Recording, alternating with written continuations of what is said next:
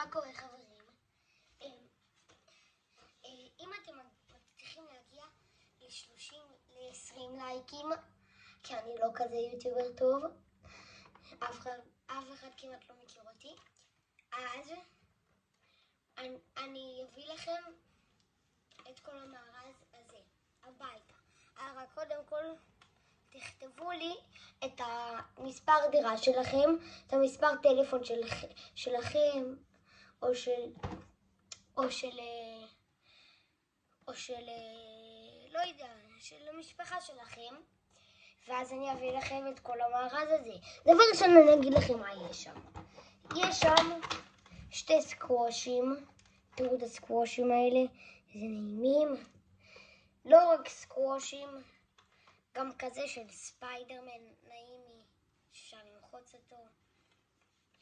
ולא רק כזה, גם דברים של סטמבל גייז. לא רק את זה, גם בובה. תראו את הבובה הזאת. הנה איזה בובה חמודי. וגם את הפנתר השחור מהמרוול. אז חברים, קודם כל תכתבו לי את המספר הדירה ואת המספר טלפון שלכם. ביי, מקווה שנהניתם. קודם כל אתם צריכים להגיע ל-20 לייקים, ואז אני אבחר במי לתת. בואו נראה למי אני אתן. ביי חברים, מקווה שנהניתם. חברים, סליחה, לא היה לי מקום באריזה, אז את זה אני מוריד. אז במקום זה אני אראה לכם מה אני אשים. אני שם לכם כזה של בטמן, מכונית של בטמן.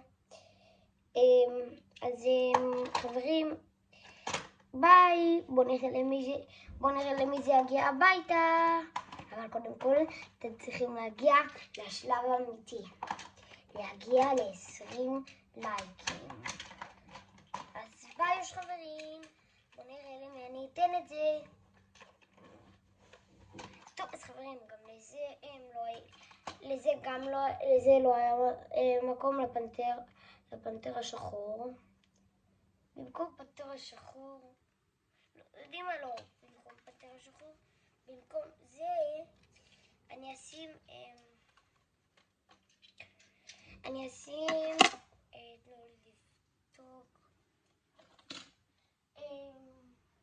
אשים לכם קלף כדורגל, שהקלף כדורגל הוא יהיה נדיר,